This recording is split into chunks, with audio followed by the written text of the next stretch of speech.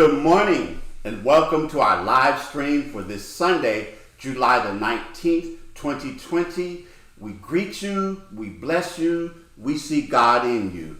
I'm so glad that you have joined us for today's live stream celebration. Thank you each week, those of you who have tuned in and continue to support us financially, support us from your prayers and your presence, support us from your comments and all of those things. We know that this continues to be a time that we're doing all that we can to stay safe.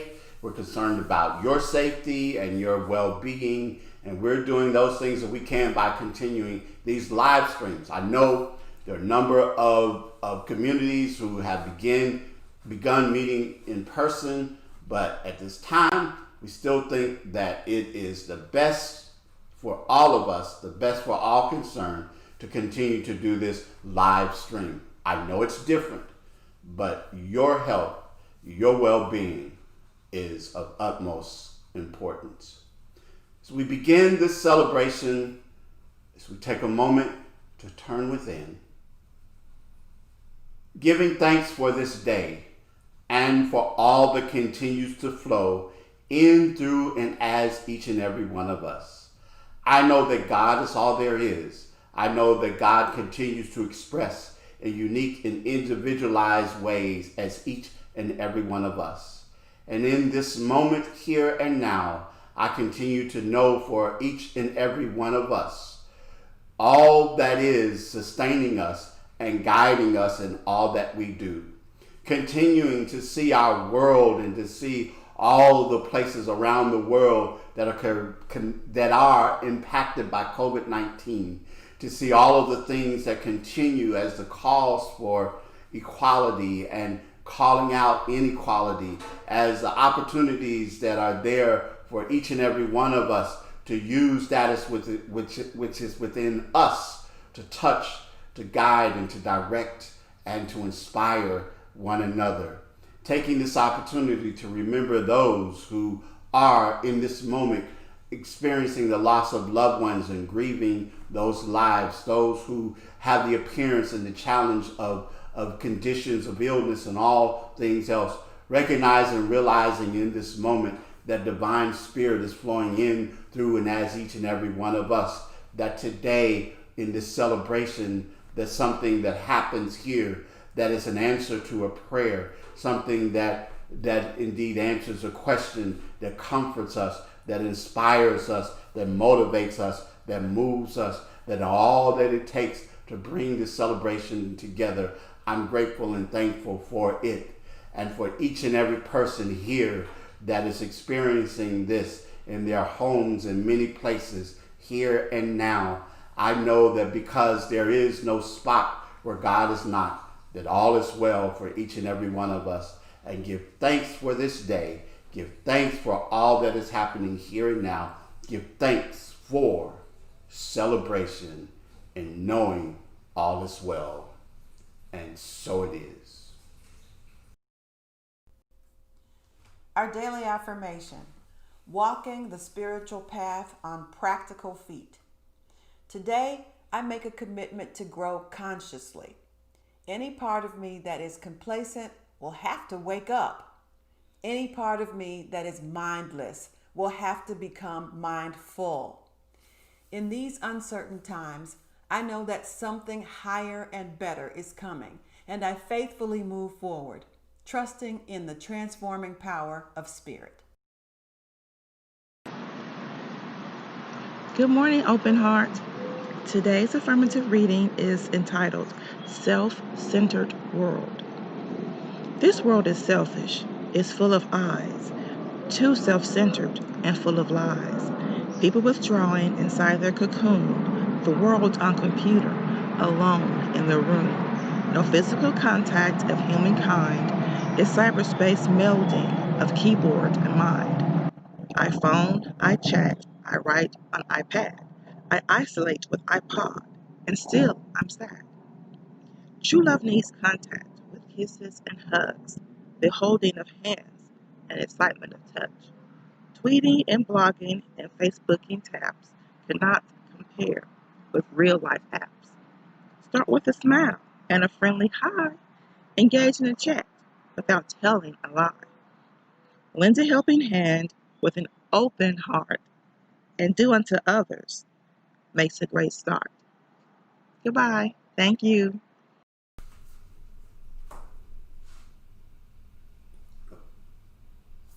Sometimes the simplest songs have the best messages. So I'm going to sing this one for you.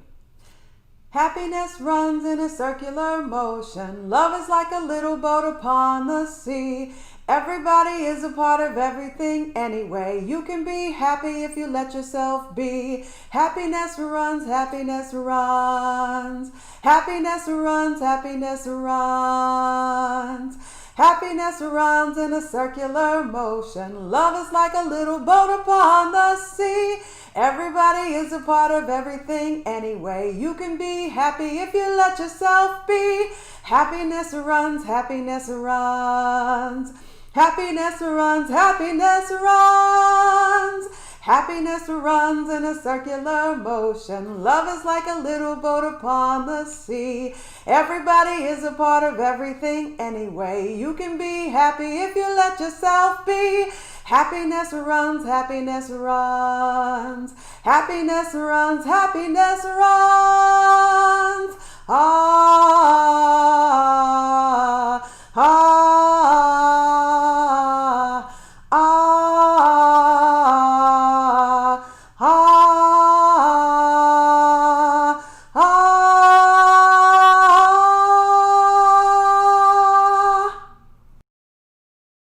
Our July babies. Happy birthday to Damien, Gail, Charles, Lily, Jocelyn, Herbert, Matthew, Pat, and Jasper. May you enjoy your special day. Congratulations to our own Maeve Brophy, our music director, for being selected as a resident artist at Crosstown Arts for Fall 2020. We'll be hearing more about the things that Maeve does as she moves forward. But we're very proud of you, Maeve. Congratulations. Here at Open Heart, we've always been about teaching, learning, and experiencing. And now that we are doing things remotely online, going to offer some online classes and activities. And we want to hear from you. What books, what courses, what kinds of things would be of use and of interest to you? Let us know by taking our survey that's located on our website, ohsc901.com. Let us hear your voice and know what it is and how we can, again, learn, experience, and grow. On our live stream, you've seen our Open Heart family do an affirmative reading. Thank you, April Clinton, for today's reading.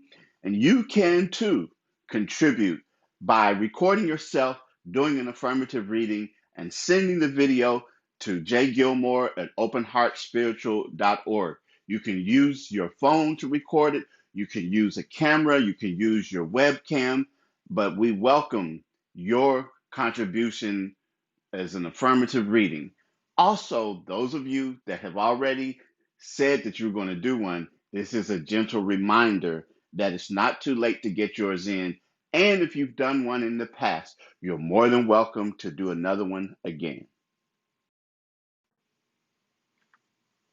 It's election time in Tennessee. Election day is August the 6th. Early voting has already begun, and you have up until August the 1st to early vote. You also, if you'd like to request an absentee ballot, you can do so by emailing absentee voting at shelbycountytn.gov or by calling 901-222-6800. Exercise your right to vote. For the first time, you can choose to respond online, by phone, or by email to the 2020 census. Respond today. The census helps shape many different aspects of your community. Everyone is counted. Complete the census.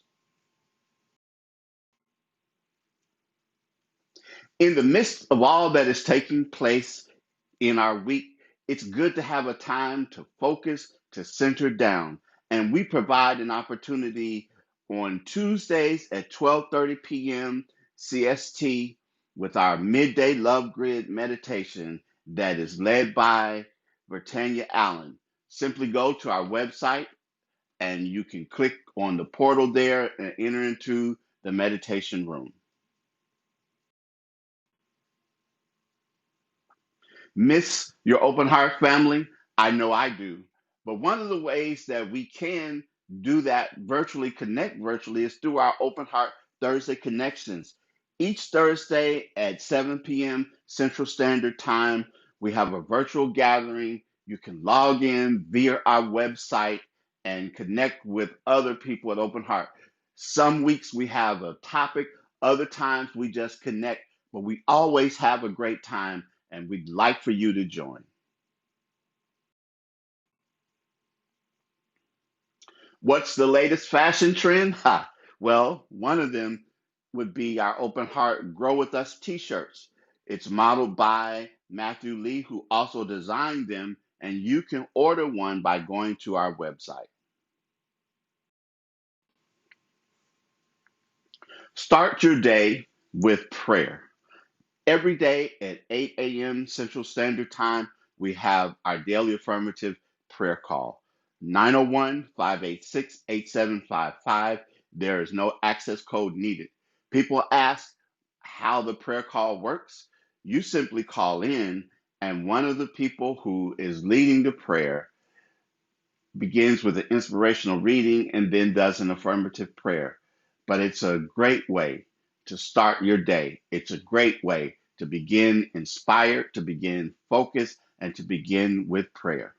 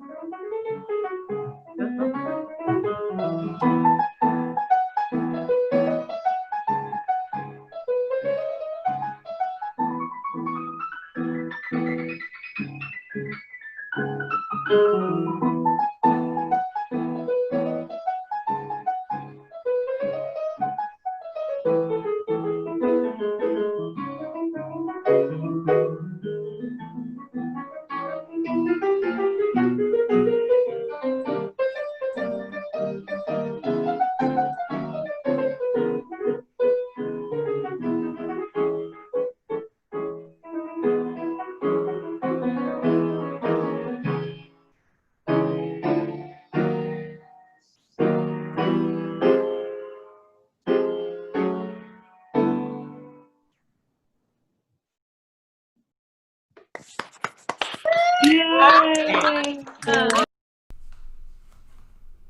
What's in your hand?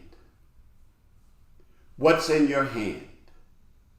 As our time of staying home, social and physical distancing continues, I see a lot of people being creative in how they do things, connecting visually, starting businesses, starting new endeavors, doing things differently, just finding ways to adapt and to adjust and to change in this time.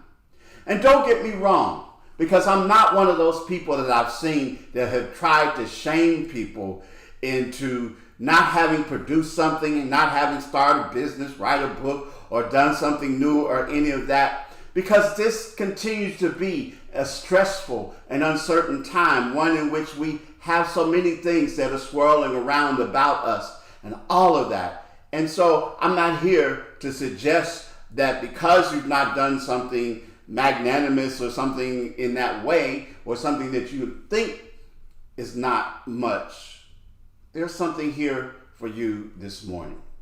Perhaps you do want to do something, but you haven't done so. because you haven't felt capable. Maybe you don't feel prepared. Maybe you don't feel capable. Maybe you don't feel competent. This morning, put yourself in Moses' shoes in the story that's found in the book of Exodus, one I happen to like. A lot had happened to Moses. He was out tending sheep. And as he was out, he noticed a bush that was burning, but it wasn't burning up. And as Moses walked over and approached the bush to see why it was on fire, but it wasn't burning up, he heard a voice saying to him, "Moses, take off your shoes, for the ground on which you stand is holy ground." Moses was puzzled, and all of a sudden the voice continued, and it said to him that I know the sufferings of my people, and I have come down to deliver them. And it's you, Moses, that I'm going to use to make this happen. For I am who I am. Tell them I am who sent you. A lot had happened in this moment. How many times have we heard a voice coming out of a burning bush? And now I can imagine that Moses felt overwhelmed. What if they don't believe me? What if they don't listen to me? What if they say to me, the Lord did not appear to you? And God's reply to Moses was very simple. Moses, the shepherd, who was out tending his sheep. And God's reply to Moses was, "What's in your hand?" And Moses looked. And Moses' reply was, "A staff." And it was. It was just a simple, ordinary staff that most shepherds use every day for walking, guiding their sheep, killing snakes, protecting the flock. It was nothing fancy, just a staff, probably just the basic model, but only one that Moses had been carrying around for years and years and years. And now something was going to happen. Something was going to happen for Moses. The voice tells Moses to throw his staff on the ground. And Moses does so. And it turns into a snake. And Moses draws back. Now, Moses might have been frightened, because I know that I'm frightened of snakes. But remember, Moses was experienced. Moses was a shepherd. He'd seen snakes all the time. I think that Moses drew back out of amazement.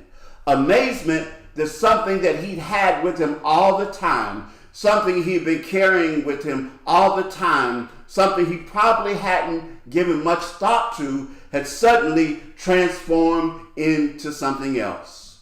And then the voice tells Moses to do something else, a little strange. It tells him to pick up the snake by the tail. Now, I don't know much about snakes, and I told you that snakes really, truly frighten me. But what I do know is that if you are going to pick up a snake, you pick it up behind the head and not by the tail. You pick it up by the tail, it can turn around and bite you. But Moses was undergoing something that was teaching him to trust God. He was teaching him to trust God. I can imagine that what was happening here, that God was saying to Moses, I know it's a strange request, but pick it up. Trust me. There are going to be occasions when you're by yourself and no one will stand with you, but pick it up and trust me.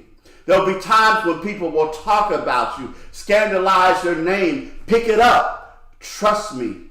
You're going to be criticized, plotted against, but pick it up. Trust me. There'll be times where you're embarrassed, disappointed, but pick it up. Trust me. Moses was learning to put his trust in God. And Moses picks it up, and the snake turns back into a staff. Now, it's important not to get caught up in the signs and wonders of this incident. So many people do. So many people get caught up in signs and wonders and what people do. But it's not about signs and wonders. This story is about God and how God uses ordinary people and their ordinary circumstances to do extraordinary things. It's not about signs and wonders, because when Moses gets before Pharaoh, he throws his staff down and it turns into a snake. But Pharaoh's magicians do the exact same thing. Theirs turn into a snake. They're able to do the same thing. It's not about signs and wonders. It's about Moses and God. It's about God and you. It's about God and me.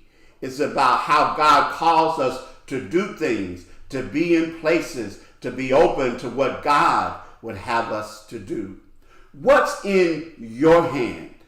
It was just an ordinary staff, remember, that Moses had in his hand. But it stands as a symbol of so much more, for it's often through the ordinary things, the things that are a part of us that are everyday things that we do that we oftentimes take for granted, but yet God uses them. God moves through us. Source moves through us to cause something transformative, something powerful, something different to happen in those moments. I see it all the time. People who say, oh, I can't do much. All I know how to do is run my mouth. I can sing a little bit. I'm not really creative like a lot of other people. I'm not much. I just work. I just show up. I just do all of those things. But how many movements have come? How many lives have changed? How many situations have turned around just through the ordinary things? Very often, it is the ordinary things in our lives that God transforms to make a difference. A number of years ago, I had an opportunity to meet an elderly lady who had two sons who had become very accomplished and well known. One was an attorney, the other was a medical doctor. And I remember saying to her how proud I know she must be of both of them. And she said to me she was glad that she had the opportunity to see them to achieve and accomplishing the things that they did, because she almost didn't. And that's when she shared her story. It had been at that time some 53 years ago that this thing happened. But she said that her sons were toddlers, and she got news one day that her husband had died. He had had a heart attack. He worked on a railroad, and they contacted her to let her know that he had died. Heartbroken and feeling despair and feeling hopeless because her husband was the sole breadwinner, she was puzzled as to what it is that she would do. She thought about it for a few days, and she finally decided that maybe her sons would be better off without her. That she knew there would be people in her family that probably would take care of them. And in her despair, in her despondency, she took her two sons and left them with some relatives that lived close by. She came back home. She closed all of the doors and windows to her house, and she turned the gas on in her stove. As she waited on the gas to come and to do what she had intended for it to do, she knelt down by her bed and prayed and asked God to forgive her, because she saw no other choice, no other option in that moment. And as she began to cry uncontrollably, as she reached and she grabbed something to dry the tears and wipe the tears from her eyes, she noticed that in her hand it was the beginnings of a dress that she had started. And as she sat there for a moment, knelt there for a moment, and was thinking about the dress and looking at that, she thought about all of the people in her life who had asked her to do some sewing for her. And she just thought that it wasn't all that important. It was something that she'd do. In fact, she had started as a little girl and learned then how to sew, but it wasn't a big deal. But as she thought about that more, she began to say, maybe this is the way. Maybe God is trying to tell me something. So clutching the dress still in her hands, she rushed out. She went and turned the gas off to the stove, rushed out the front door, gasping for air and looking at the dress again and promising God that she would give it a try. And when she did so, when she began using the talent that she thought really didn't amount to nothing, it allowed her to make a living for herself and to raise money to raise her sons. And they became the people that they were and to do all of the things that they did. One of the issues about getting you to realize that you can change things, to make a difference. So we talked about being spiritual activists, to be an advocate for change, but also just to thrive from day to day to day to day, is that we think that we have to be a superhero. You know, faster than a speeding bullet, more powerful than a locomotive, able to leap tall buildings in a single bound, superheroes and all of those things. But superheroes are reserved for comic books, cartoons, movies. They have superpowers, but so do you. I'm talking about the things that you may take for granted, the things that are your everyday thing, because it's through God's power that you can transform those things. It's through God's power that you can be transformed. It's through God's power that you can take what's in your hand and make a difference. It's through God's power that you continue to survive, but not only survive, but to thrive because of what's in your hand. It just might be that what you have right now, what you are looking at, your abilities, your talents, your wisdom, your knowledge, your experience, all of those things make it possible for you to do and to be and to experience and to have life from its greatest. I ask you what's in your hand and remind you that, as one of my colleagues and friends, Pastor Adrian Moore, likes to say all the time, remember, the power is in you. Peace and abundant blessings. Namaste.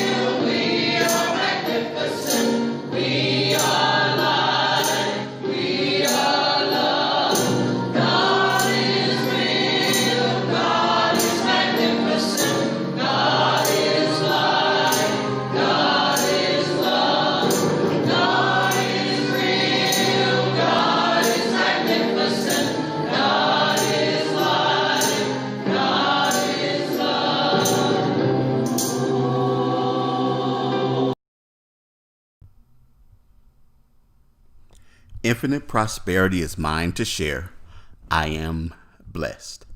Thank you for your continued support of Open Heart. You can give in several ways via our church app. If you don't already have it on your phone, you can go to our website at ohsc.org 901.com and download it there. Or you can go to this website and click on the Give button and donate there. Finally, you can text the word GIVE to 615-422-4292.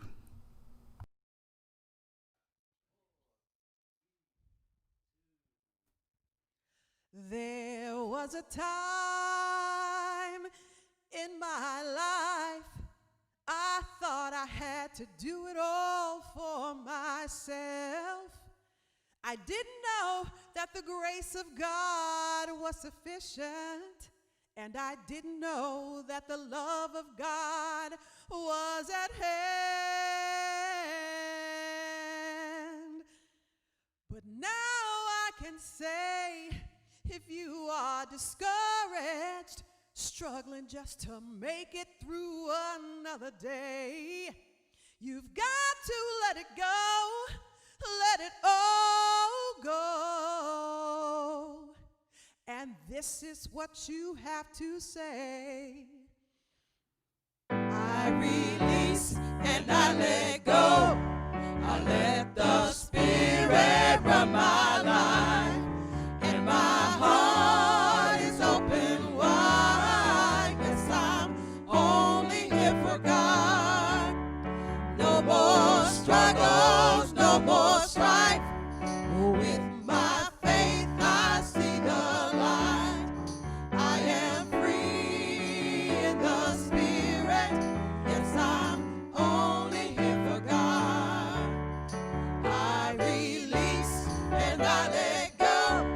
I let the Spirit run my life, and my heart is open wide. Yes, I'm only here for God. No more struggles, no more strife. With my faith I see the light. I am free in the Spirit. Yes, I'm only here for God. I release and I let go. I let the Spirit run my life, and my heart is open wide. Yes, I'm only here for God. No more struggles, no more strife. With my faith I see the light. I am free in the Spirit. Yes, I'm only here for God. Yes, I'm only here for God.